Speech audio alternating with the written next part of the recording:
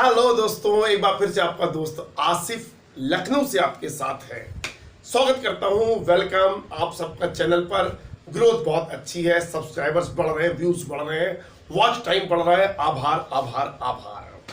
मैं आज उन बच्चों को गाइड कर रहा हूं जिनकी इंग्लिश कमजोर है, अभी बिगिनर है, अभी शुरुआत की है। 4 लेक्चर्स मैं बता चुका हूं, 4 लेक्चर्स में अपनी बातें प्रस्तुत कर चुका हूं। यदि आपने पहले के लेक्चर नहीं देखे हैं, मेरा आपसे निवेदन है कि प्लीज पहले के 4 लेक्चर देखिए, तब आपको 5वां समझ में आएगा। मैं उसके आगे बात कर रहा हूं जहां पर मैंने बात छोड़ी थी।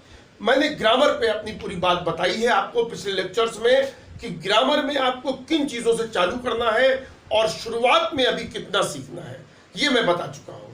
अब बात चल रही है शब्दों की। देखिए, जब भी हम कोई सेंटेंस बनाते हैं, चाहे कलम से बनाएं और चाहे वर्बल यानी मौखिक रूप से बनाएं, 2 कंपोनेंट होते हैं। एक होती है ग्रामर और एक होता है शब्द। इन दोनों चीजों पर भी हमें काम करना पड़ता है। शब्दों में 2 तरह के शब्द आपको सीखने हैं। सबसे पहले इजी वर्ड सीखने हैं, आसान वाले शब्द, और इसके बाद आपको इंपॉर्टेंट वर्ड सीखने हैं। इंपॉर्टेंट वे शब्द जो बार बार यूज में आए, वो शब्द हैं इंपॉर्टेंट वर्ड्स, और वो शब्द हैं इजी वर्ड्स। इसमें मेरे वीडियोस आपकी बहुत मदद कर सकते हैं। 300 प्रारंभिक और आसान शब्द के कई वीडियोस मैं डाल चुका हूं अपने चैनल पर, आप उससे तैयार कर सकते हैं। और 2000 अंग्रेजी के सबसे जरूरी शब्द की सीरीज लगातार चल रही है। 300 से ज्यादा शब्द उस पर जा चुके हैं। इसके अलावा भी तरीका बता रहा हूं। आप जूनियर क्लासेस के, छोटे बच्चों के क्लासेस की बुक्स ले लीजिए। आप क्लास 2 क्लास 3 की बुक्स ले लीजिए और उसको अंडरलाइन कीजिए कि मुझे कितने शब्द मालूम है और कितने नहीं मालूम है। देखिए, अपने नोट्स बनाइए। मैं इस बात पर बहुत जोर देता हूं कि अपने नोट्स बनाइए। एक डायरी ले लीजिए, उसमें उन शब्दों को लिखिए, क्योंकि जब हम अपनी राइटिंग की चीज पढ़ते हैं हमें जल्दी तैयार हो जाती है। एक अच्छी सी डिक्शनरी लीजिए। देखिए, बहुत सी डिक्शनरीज आती हैं। मैं जो डिक्शनरी यूज करता हूं वो है ऑक्सफोर्ड डिक्शनरी। बहुत अच्छी डिक्शनरी है। इसमें इंग्लिश टू हिंदी वाली लीजिएगा, लगभग शायद 500 रुपए की है, 500 रुपीज की मिल जाएगी।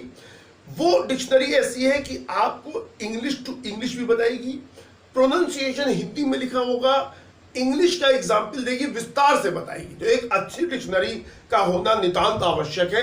This is absolute must to have a nice dictionary.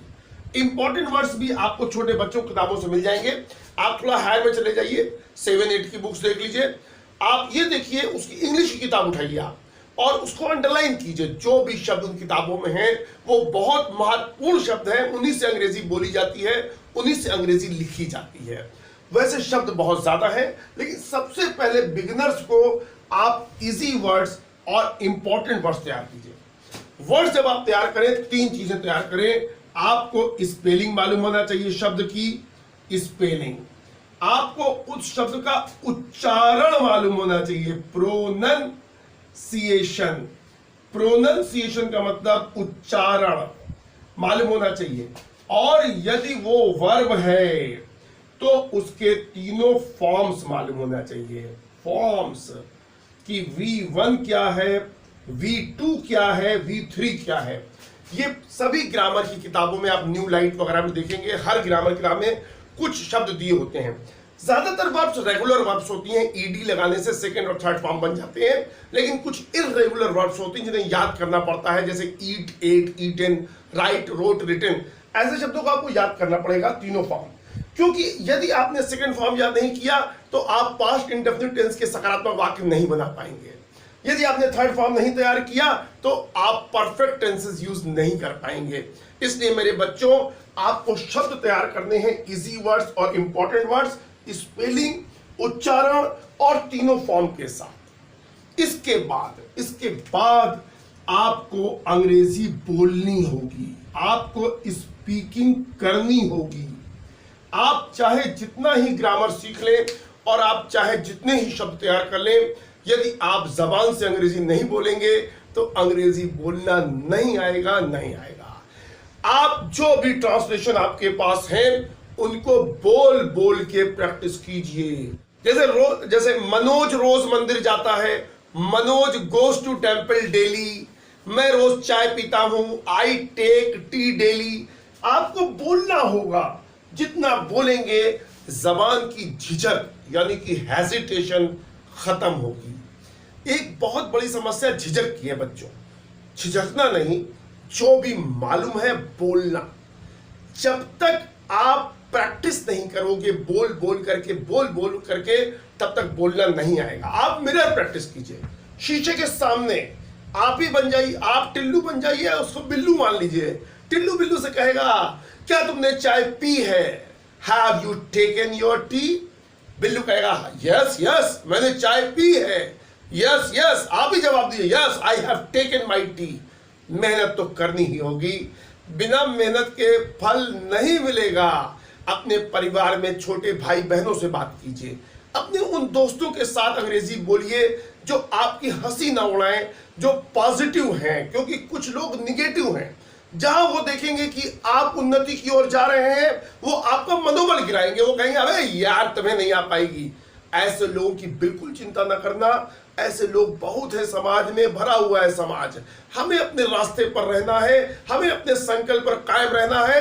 और फिर से लेक्चर नंबर 1 की बात याद दिला दूं, जो सबसे बड़ी बाधा आएगी वो यही आएगी कि आप कुछ दिन तो प्रयास करते हैं और धीरे धीरे जहां मुश्किलें आई प्रयास कम कर देते हैं। मुश्किलें आए तो प्रयास बढ़ा दो यार, मुश्किलें भाग जाएंगी, मुश्किलें भाग जाएंगी मेरे बच्चों। तो ये 5 जो लेक्चर्स मैंने बताए हैं, मेरा वादा है आपसे, मेरी जबान है आपको, आप मेरी बताई हुई चीजों पर आप इंप्लीमेंट कीजिए, आप देखिएगा परिवर्तन आ जाएगा, प्रकाश आ जाएगा, जीवन में बदलाव आ जाएगा। इन्हीं शब्दों के साथ मैं अपनी बात यहां पे समाप्त कर रहा हूं। आपको बहुत बहुत शुभकामना दे रहा हूं और फिर से बता रहा हूं, अंग्रेजी कठिन नहीं है, अंग्रेजी पर कमांड किया जा सकता है। यदि आपको मेरा काम अच्छा लगे तो प्लीज चैनल को सब्सक्राइब कीजिएगा, प्लीज अपने परिचितों को, दोस्तों को, मित्रों को बताइएगा और प्लीज लाइक और शेयर कीजिएगा। Thank you so much, God bless you all, God bless you.